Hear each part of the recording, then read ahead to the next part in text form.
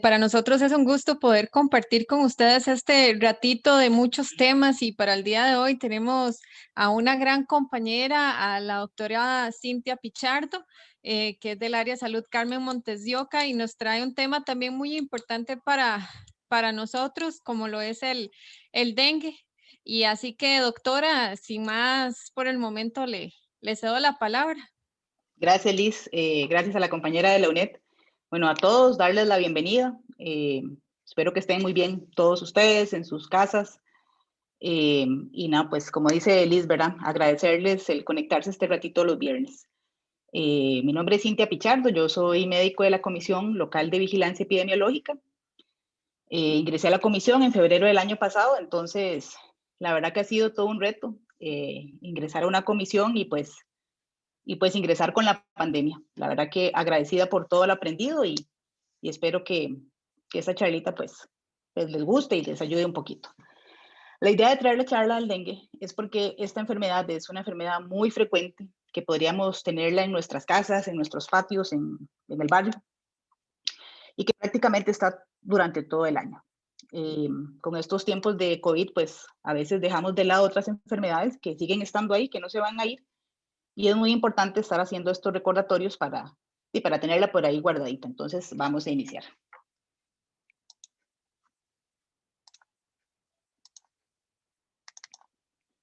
Voy a apagar la cámara porque cuando la dejo prendida como que se inestabiliza.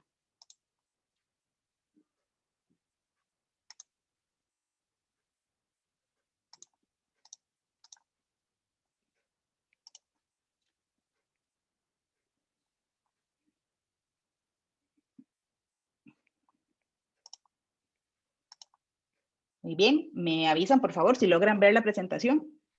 Sí se ve, perfecto. Listo, bueno. Entonces vamos a empezar por definir el dengue. ¿Qué es el dengue? Bueno, como sabemos, ¿verdad? El dengue es una enfermedad infecciosa que va a ser transmitida por el mosquito hembra del Aedes aegypti. Esta bandida foto la hemos visto muchísimas veces y es característica del mosquito con sus particularidades como es esas manchitas o puntillero de color blanco. A nivel epidemiológico sabemos, y como hablábamos ahorita, esta es una enfermedad que, bueno, el mosquito más bien, ha logrado adaptarse perfectamente a la vida urbana, ha logrado vivir en nuestras casas, en nuestros patios y tiene la ventaja de verse favorecido por algunas situaciones o factores socioambientales que le permiten generar su replicación. Y algunos de estos y los más frecuentes son la migración masiva, periodos climáticos con periodos prolongados de lluvia o periodos secos intensos. Otro de los factores muy importantes es el hacinamiento, la pobreza.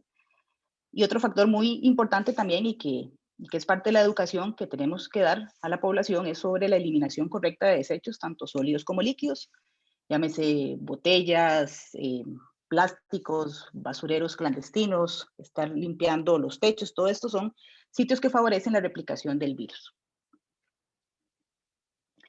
En el área de salud de Carmen Montes de Oca, en lo que llevamos del año, tenemos contabilizado cuatro casos. Uno el 31 de mayo y los otros 3 se dieron en el mes de abril. Entonces, como les digo, ¿verdad? Esta es una enfermedad que está prácticamente en todo el año y la tenemos a la vuelta. 2 de estos pacientes de abril fueron también tamizados por COVID, sin embargo, su diagnóstico final fue enfermedad por dengue. Quiero presentarles un video cortito, muy bonito, sobre epidemiología. Esto es un video que genera la página de la OPS, entonces se los voy a mostrar y luego vamos a continuar.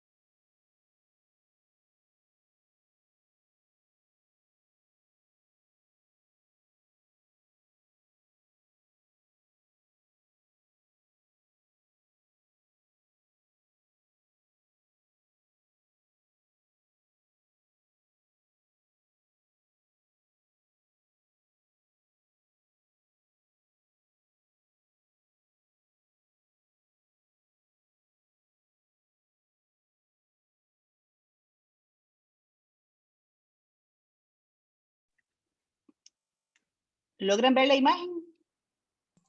Se ve el correo electrónico suyo, Doc. Ah, ok, vamos a ver.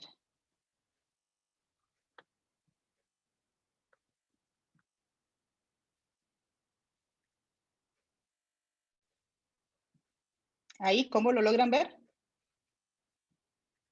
Se sigue viendo su Solo el correo correo. electrónico. Ajá.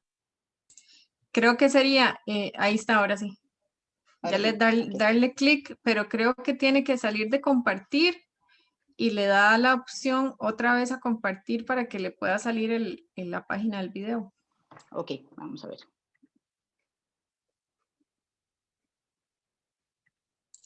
Y recordar marcarle a la izquierda el sonido. Exactamente, ahora sí se ve.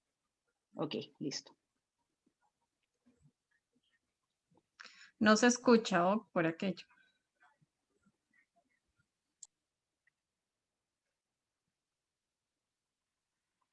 Tengo prendido el audio, no sé por qué no se logra escuchar.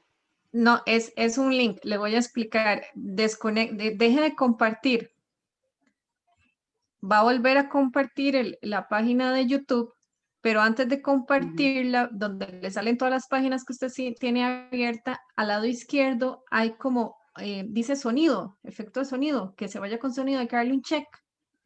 Lado de sonido, vamos a ver. Sí, a la izquierda donde le salen todas las pantallas que usted tiene abierta, Así, hay compartir ahí sonido. le da, exactamente, y ya lo vuelve a compartir. Ok.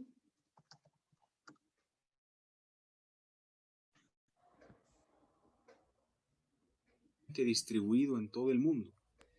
Ahora sí, se escucha y se ve. Gracias, voy a ponerlo grande. Listo. Gracias, Liz. Principalmente en las zonas tropicales. Este vector está presente en todo el continente americano, excepto en Canadá y Chile continental. Sin embargo, información reciente indica que este vector ha sido encontrado en el norte de Chile continental, lo que pone en riesgo la ocurrencia de casos por esta enfermedad. El Aedes aegypti es un mosquito urbano, adaptado a la vida doméstica.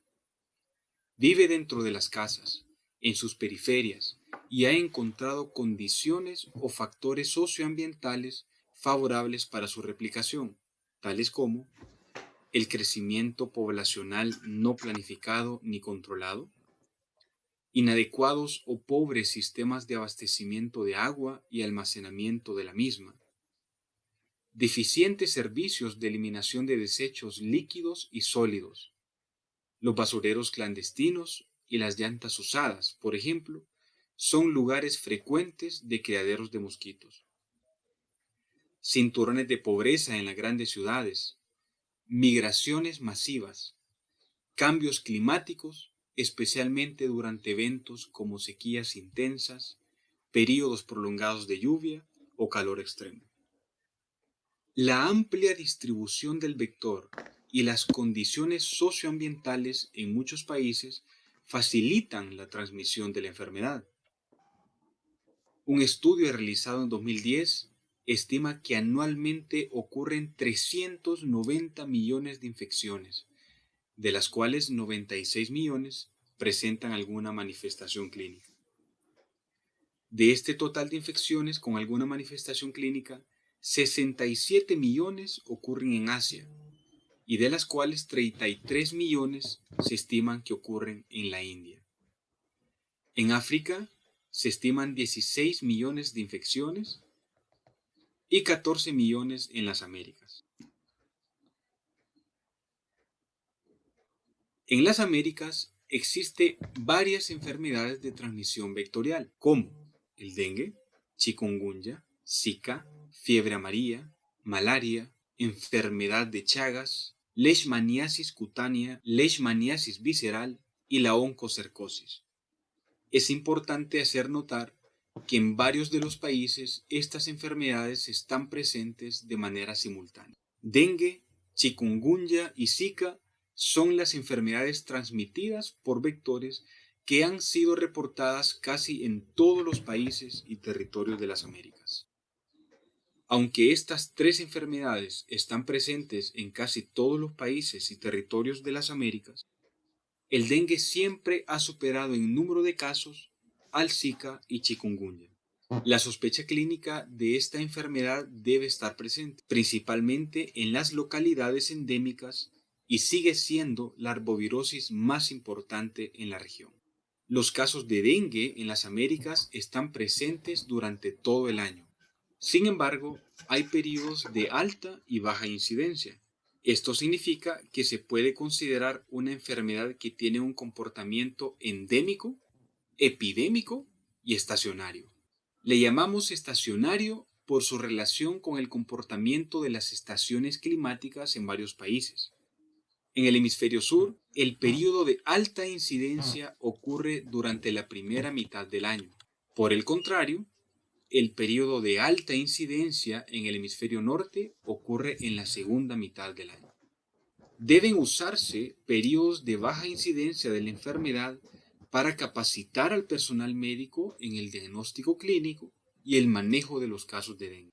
El personal debe estar preparado en momentos de alta incidencia o situaciones de brote, que es cuando la mayoría de los casos graves se producen por esta enfermedad. Además del comportamiento estacionario, el dengue tiene un comportamiento cíclico de epidemias, las cuales ocurren en promedio cada 3 a 5 años. Cada nueva epidemia supera en número a la epidemia anterior. Por ejemplo, en el 2009, el registro de casos de dengue superó 1 millón por primera vez. Luego, en el 2013, se registraron más de 2 millones de casos. Es importante hacer notar lo ocurrido en los años 2017 y 2018, donde se observó una disminución significativa de los casos de dengue a valores observados en el 2006. La evidencia sugiere que esta disminución de casos fue el resultado de una reacción cruzada protectora del virus del Zika que comenzó a circular en el 2016 en la región. Hasta ahora, el 2019 ha sido el año con el mayor registro de casos de dengue en la historia de las Américas, sobrepasando los 3 millones de casos. Hasta abril del 2020 se han reportado más de 1.2 millones de casos de dengue en las Américas. Desde la reintroducción del dengue en las Américas a inicio de la década del 80, se ha visto un aumento exponencial de los casos. En la década de los 80 se registraron una suma total de 1.5 millones de casos de dengue. Esta cifra aumentó casi el doble en la siguiente década y volvió a duplicarse en la década posterior con el registro de 6.9 millones de casos. En los últimos 10 años se ha registrado 16.5 millones de casos, una cifra que excede a la suma de las 3 décadas anteriores juntas. A pesar del aumento en el número de casos de dengue observados en la región de las Américas, después del 2010 se observó una tendencia a la baja tanto en la proporción de casos graves como en la letalidad debida a esta enfermedad. Se debe enfatizar el manejo adecuado del dengue desde la atención primaria, ya que garantiza un diagnóstico oportuno y un seguimiento adecuado. Esto ayudará a prevenir la progresión a formas graves de la enfermedad y evitará la muerte por dengue.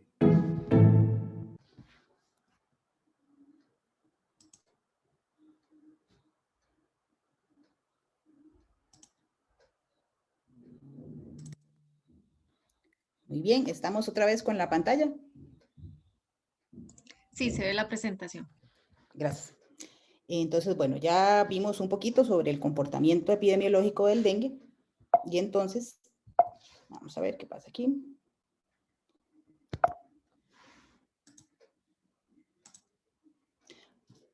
Ok. Esto nos lleva a hacernos la pregunta, ¿cómo se va a producir la infección? Entonces, bueno, ¿cómo nos podemos enfermar? La forma más frecuente de contagio es a través de la picadura del mosquito. Sin embargo, se han reportado otras formas, como la que es a través del contagio materno-fetal o a través de transfusión sanguínea. Sin embargo, y afortunadamente, el número de casos es muy bajo. Sin embargo, existe la posibilidad y, como les digo, se ha reportado. Para hablar del ciclo de transmisión, recordamos nada más cuál es el ciclo de vida del mosquito. Para que pase de huevo a larva, pupa y se convierta finalmente en el Aedes aegypti, debe completar un periodo aproximadamente de 7 a 10 días y tiene una vida de alrededor de 4 semanas el mosquito propiamente en su estado adulto. Entonces, ¿cómo se va a propagar la enfermedad? Tenemos un mosquito sano que pica a una persona con dengue. Este mosquito infectado o enfermo va a picar a una persona sana y así es como va a provocar que esta persona sana sea ahora una persona con dengue. Vemos que la verdad que es bastante fácil que se haga la propagación y por eso es tan importante prevenir y eliminar todo criadero posible para evitar la enfermedad. En relación al diagnóstico, el diagnóstico es complicado o es complejo porque existen otras enfermedades vectoriales como son la enfermedad por Zika, chikungunya, malaria, que tienen características clínicas muy parecidas. Entonces hay que ser muy detallista, muy minucioso a la hora en que abordamos a estos pacientes cuando llegan a la consulta. Hay que historiarlos bien, hacerles un examen físico completo, anotar muy bien las características de la fiebre. Ahorita vamos a ver por qué. El dengue tiene una característica que lo distingue de las otras.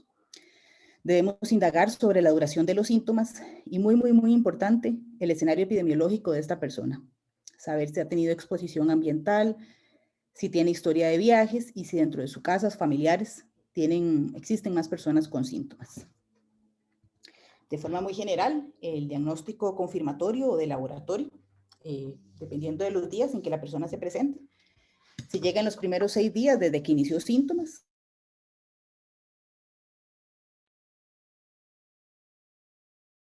una prueba de antígenos o si se presenta después de los primeros 6 días,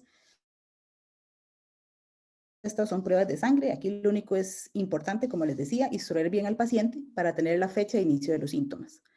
Y quizá lo más importante para todos aquí es que un diagnóstico confirmatorio de laboratorio nunca debe atrasar el manejo médico de esta persona. O sea, no debemos esperar a tener la confirmación para iniciar el abordaje. Dentro de las manifestaciones clínicas, afortunadamente el 80% de las personas van a cursar sin síntomas.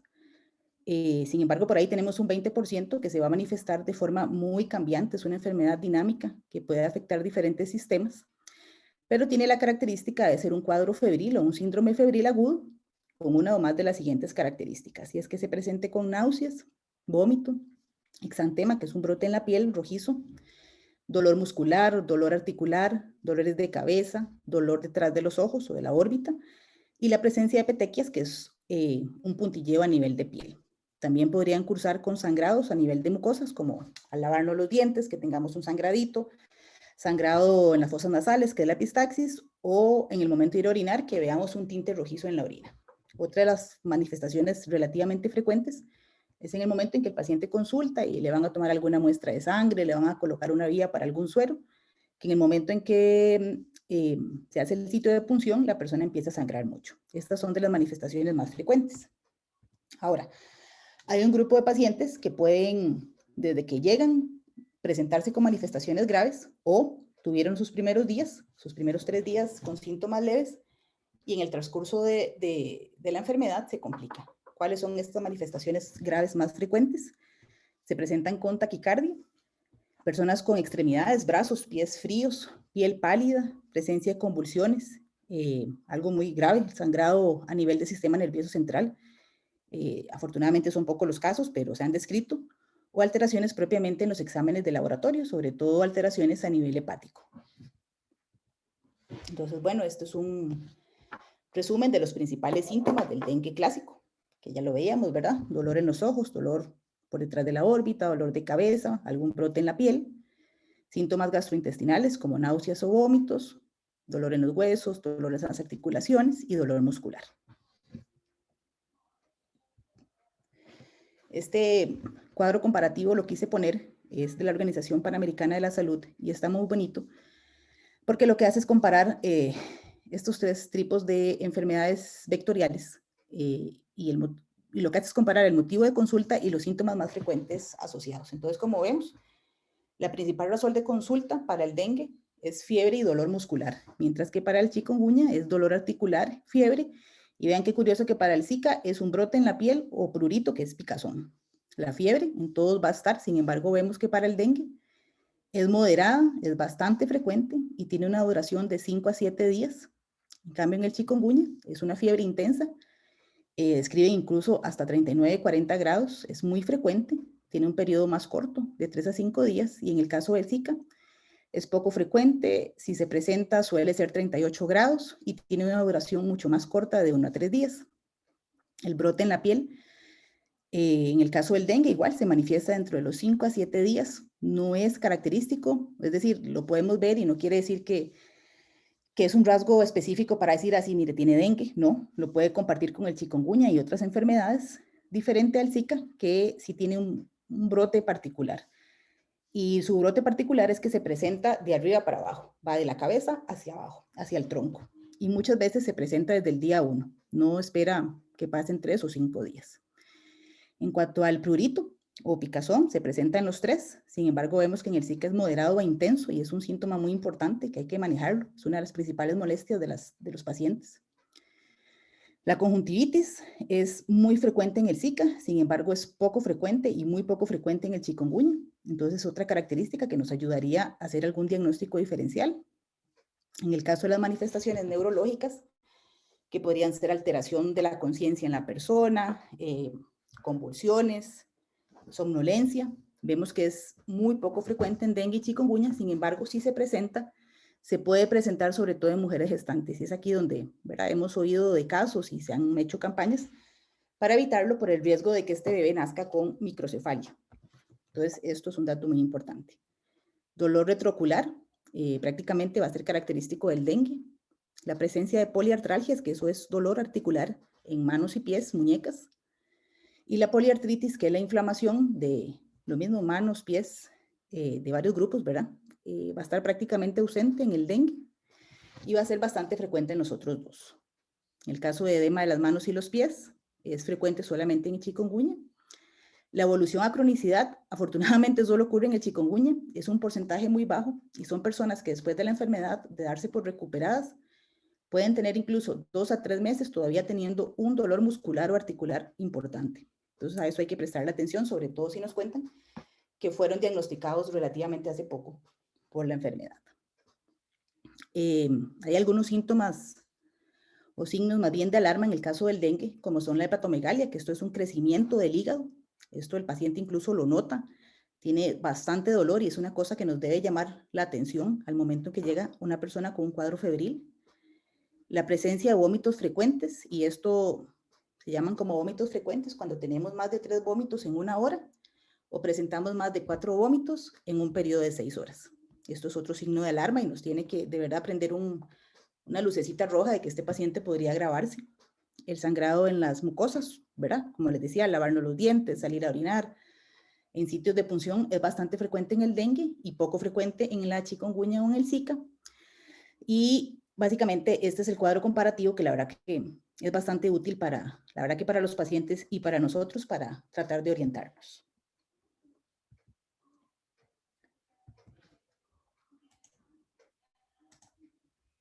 Ahora, bueno, de forma muy general, ¿cómo y por qué se va a complicar una persona? Bueno, van a haber características propias del virus y de la carga viral que el mosquito nos vaya a transmitir. Recordamos que existen circulando 4 serotipos del dengue. Circulan por todo el continente e incluso se ha documentado que pueden haber 2 o incluso 3 serotipos circulando al mismo tiempo. Antes se consideraba que el serotipo 2 era el que estaba más asociado a complicaciones en los pacientes y a fallecimientos. Sin embargo, la evidencia en los últimos años ha demostrado que realmente esto puede ocurrir con cualquier serotipo. Otro de los factores importantes y que son propios de cada persona es la edad, ¿verdad? Pacientes adultos mayores o niños de 1 año tienen mayor riesgo de complicarse. Entonces, ¿qué es lo que pasa a grandes rasgos? La principal causa por la que una persona con dengue se complique se debe a la extravasación del plasma. ¿Esto qué quiere decir?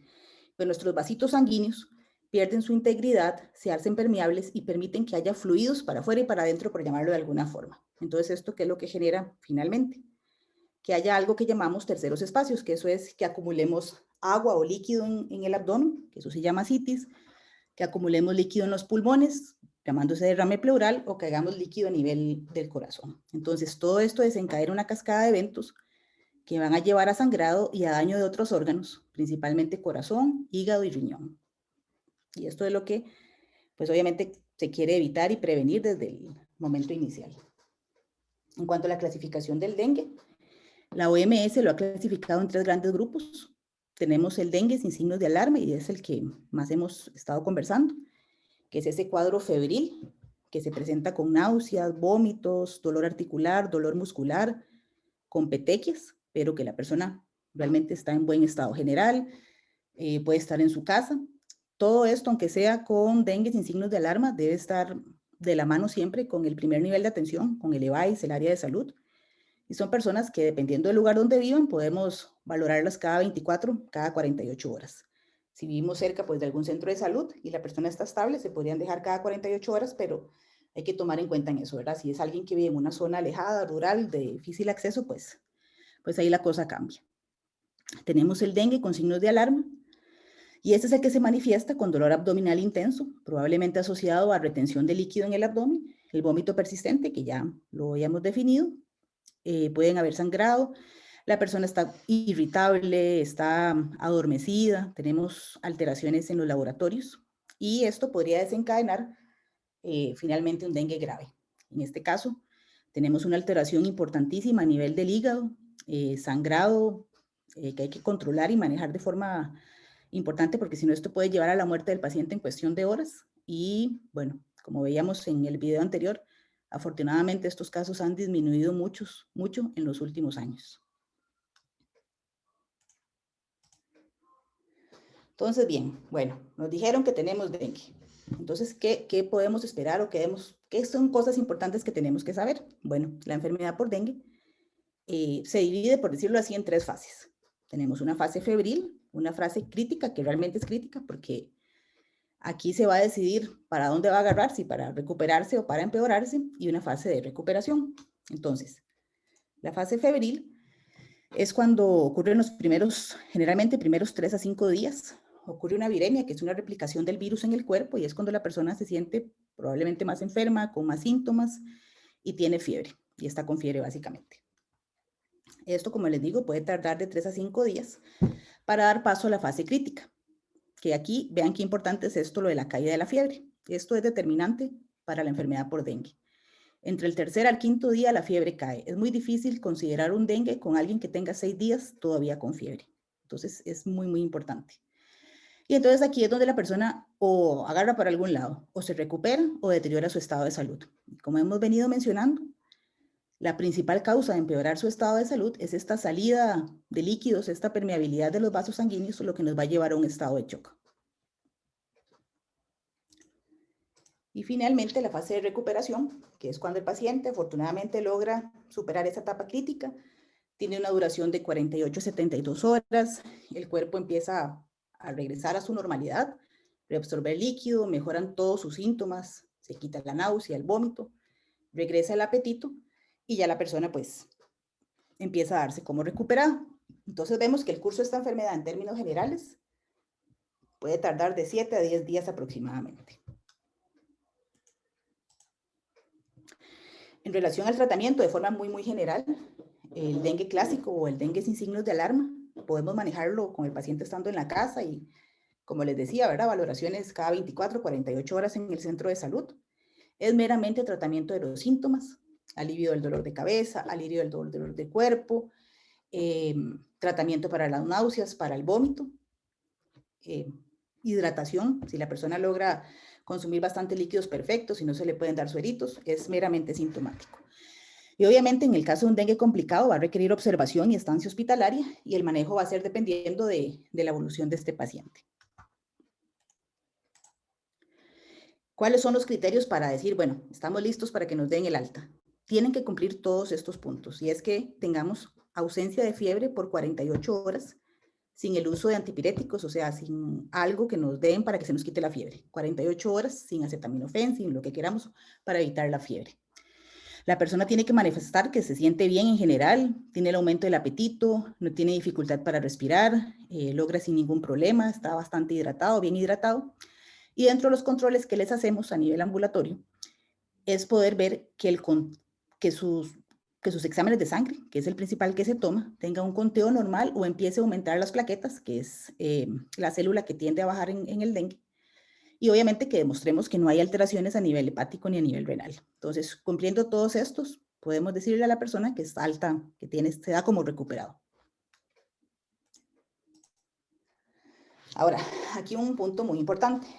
Se ha mencionado durante los últimos años este tema sobre los avances o los estudios en la vacuna contra el dengue. Esta vacuna existe y está disponible en el mercado. Se llama, bueno, sí, estaba disponible en el mercado, que se conoce como la Dengvaxi. Sin embargo, en el 2015, el Grupo Técnico y Asesor de Inmunizaciones de la OPS decide retirar su recomendación, y su recomendación sobre todo para los programas nacionales de inmunización, porque falta evidencia, y bastante evidencia, y eficacia sobre la seguridad de la vacuna. Entonces, esto sigue estando en estudio, siguen estando tratando de evidenciar su recomendación, pero por el momento no está validado. Y este punto que es muy, muy importante, que es, bueno, sí, es vital, es la participación de la comunidad. Es muy, muy importante recordar y motivar a la población, ¿verdad?, a estar periódicamente eliminando fuentes de reproducción de mosquitos, tanto en nuestras casas como en los alrededores, en los parques, en los pueblos. Esto debe hacerse de forma periódica, ojalá. Los equipos locales, ¿verdad?, regularmente saben cómo hacer que esta información sea más efectiva y sea mejor recibida en una comunidad, y muchas veces, ¿verdad?, es mucho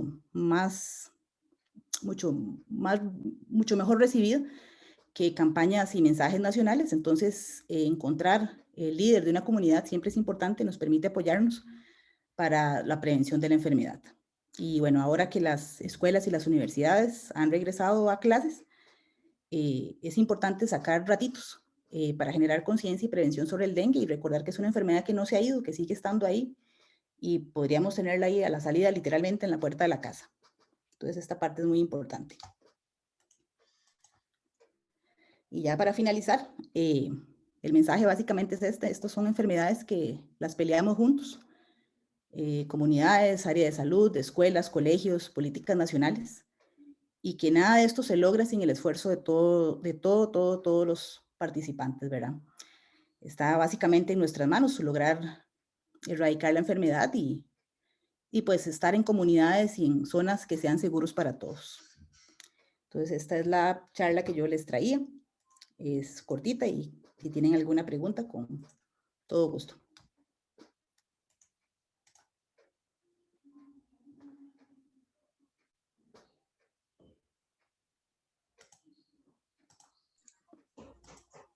Muchas gracias, Doc, por la charla tan interesante. El dengue creo que es una de las cosas que nosotros escuchábamos muchísimo previo al COVID.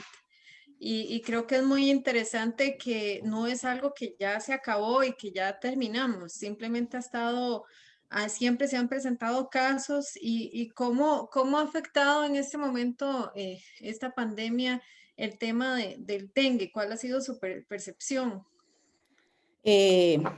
Precisamente eso, se ha dejado de lado, de cierta forma, el considerar el dengue como el motivo o la causa o el responsable de los síntomas de un paciente. Casi que sin querer tenemos en la cabeza que todo es por COVID, y eso no es cierto. Es lo que les mencionaba al inicio. 2 de los pacientes de nosotros pues fueron inicialmente tamizados por COVID, fueron negativos. Se hizo una reevaluación médica de estos pacientes y finalmente fueron positivos por dengue. Entonces, sí, la verdad que sí, el diagnóstico de estas enfermedades el año pasado quedó un poquito rezagado, y por eso la idea es que este año retomar poco a poco, y ahora que tenemos todas estas herramientas virtuales, poder hacer estos recordatorios. Son cuestiones literalmente recordatorios de tanto para nosotros como personal de salud, como para la población, ¿verdad?, que existen también otras enfermedades y que podemos evitarlas o podemos hacer una consulta a tiempo. Muchísimas gracias, doctora. Dejo abierto el espacio para preguntas que tengan nuestros estudiantes. Aquí voy a mencionar la primera. Gloriana nos dice, ¿podría comentarnos nuevamente cómo se puede transmitir el dengue de madre a hijo? Sí, esta transmisión, afortunadamente, como les mencionaba, es poco probable, pero se da a través de la línea materno-fetal. ¿Y esto cómo ocurre? Ocurre principalmente en el tercer trimestre del embarazo, donde la mamá es positiva por dengue. Y entonces, a nivel placentario, al momento en que van a nacer el niño, logra pasarle esos anticuerpos al bebé y es la forma en la que sale positivo también el producto, ¿verdad? O el niño. Afortunadamente es muy, muy poco frecuente ahora. Muchísimas gracias. Si alguno de ustedes, de los presentes, quiere hacer alguna pregunta vía micrófono, lo pueden abrir y preguntar o a través de vía chat. Esperamos sus preguntas. Buenas tardes. Hola. Me gustaría que la doctora me dijera algo acerca del dengue hemorrágico. O sea, es muy frecuente, ya sé, porque yo he escuchado mucho, pero no lo sé. No, bueno, hace 10 años sí era bastante frecuente, la verdad, y de hecho fue un motivo de alerta y de iniciar comisiones y trabajo en conjunto, ¿verdad? De políticas nacionales para lograr evitar que el dengue hemorrágico ocurriera. En los últimos 5 años realmente el porcentaje ha disminuido, se presenta en menos de un 5% de la población y nosotros al menos en el área de salud nuestra, desde hace 4 años no contabilizamos un solo dengue hemorrágico y ese tiende a ser el comportamiento a nivel nacional. ¿Y es el mismo mosquito el que lo produce o es que es un mosquito más? No, es el mismo mosquito. Lo que pasa es que antes se creía que el serotipo, bueno, en el dengue se hablan de 4 serotipos, el 1, el 2, 3 y el 4. Y antes se había asociado y se había evidenciado que el serotipo 2 era el que estaba más vinculado de hecho, con dengue hemorrágico y con dengue complicado, de pacientes que incluso fallecían por esto. Pero en los últimos años, estoy hablando de los últimos 5 años, se demostró que realmente puede ser cualquier serotipo el que puede llevar a un dengue hemorrágico o a un dengue con shock. Entonces, en realidad puede ser cualquier serotipo y de ahí se deduce, ¿verdad? La importancia de que, de verdad, independiente del serotipo que sea, tenemos que tratar de evitarlos. Había la idea también de que la gente decía, no, mire, ya me dio dengue una vez y me vuelve a dar, pero yo ya soy inmune, porque el dengue ya me dio una vez y eso no es cierto. O sea, podría ser, sea una picadura por cualquier otro serotipo y lo que sí también se sabe es que cuando ocurre una segunda o incluso una tercera infección por dengue, suelen hacer más fácilmente a complicarse el paciente. Muchísimas gracias, doctora. Por el chat no tengo ninguna pregunta por el momento. No sé si alguien más quisiera preguntar por micrófono. El espacio está abierto. Aprovechen que tenemos a la doctora Cintia. Bueno, una última pregunta sería si, digamos, hay un grupo más vulnerable, así como en la edad, o puede ser que nos pegue igual a todos. Sí, las edades extremas son más vulnerables, pacientes adultos mayores y niños menores de 5 años y sobre todo niños menores de 1 año son las personas de mayor riesgo, ¿verdad? ¿Por qué? Porque tienen su sistema inmune más comprometido. Un niño, por ser niño, no ha desarrollado toda su inmunidad y en el caso de los adultos mayores, pues al final de la vida va cambiando su respuesta, su inmunidad en el cuerpo ante estas enfermedades. Entonces sí, serían los extremos de la vida. Gracias. Vieras que Con cuando gusto. yo tuve dengue me decían que como que tomara cosas naturales así tipo jugo de uva, o sea, sí ayuda en algo a levantar las defensas o cómo hay que tratar. Realmente en el momento, o sea, no, en realidad el tratamiento es meramente sintomático. Si usted puede, o sea, si los vómitos, si no tiene vómitos o logra controlarlos, si es solamente náuseas, si usted logra hidratarse bien, ya sea con agua, o sea, con lo que usted quiere hidratarse, ¿verdad? O sea, sueritos, eso es más que suficiente y el manejo con acetaminofén, en el caso de nosotros, ¿verdad? Para el manejo de la temperatura o de la fiebre. Pero en el momento en que tiene la enfermedad, realmente no hay evidencia de que tomar algún líquido en especial o en particular nos vaya a dar una mejor evolución. De hecho, lo que se recomienda es el agua normal o sueros. Y en algunos casos puede ser tan grave que ocasione, digamos, la muerte. Alguien que sea demasiado vulnerable tal vez tenga algún un factor de riesgo. Sí, Sí. De hecho, sí han habido muchas muertes por dengue. Gracias a Dios no es lo que ocurre en los últimos años.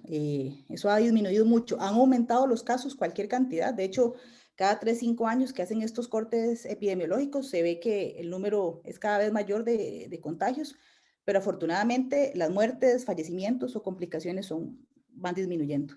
Mucho asociado a que las personas se acercan temprano a consultar y, bueno, y a reforzar, ¿verdad?, en los médicos, todos los que estamos en un primer nivel de atención, de tenerlo en la cabeza y sospecharlo y ¿verdad?, no hay enfermedad, no existe enfermedad si no la tenemos en la cabeza. Entonces, esta es una enfermedad que tenemos que tener siempre en la cabeza, sobre todo cuando alguien llega con fiebre. Muchísimas gracias, doctora. Sigo sin preguntas en el chat. Al parecer quedó todo muy bien explicado. Yo le iba a preguntar, con enfermedades preexistentes que tenga la persona, ¿puede variar el nivel de síntomas que tenga? No varía en sí los síntomas que tenga. Lo que sí podría variar, por ejemplo, si es un hipertenso o un diabético que está bien compensado, se comporta como el resto de la población. Pero por poner un ejemplo, digamos, hipertenso o diabético que no están bien controlados, estas personas, por tener de base una enfermedad crónica, que no están llegando a lograr sus controles de glicemia o azúcar, digamos, adecuados, sí tienden a complicarse un poco más. Pero es más que tener la enfermedad como tal, es no tener el control adecuado de esta enfermedad. Perfecto. Dejamos el chat abierto para las personas que nos quieran preguntar. Por el momento no tengo a nadie. Si alguien quisiera preguntar por micrófono antes de terminar la sesión.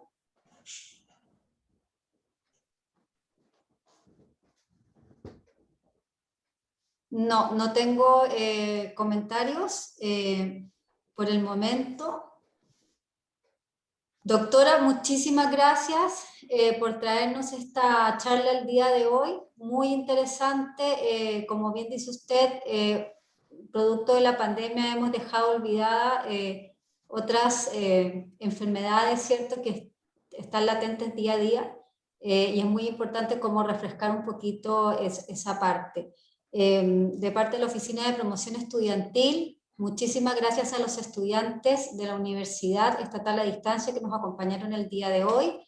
Gracias a Lisset y a la doctora Cintia, quienes pertenecen al área de salud Carmen Montes de Oca.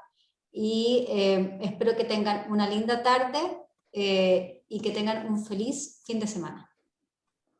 Muchas gracias y estamos a la orden cualquier duda o consulta. Feliz tarde a todos y a todas. Muchísimas gracias, hasta luego. Hasta luego.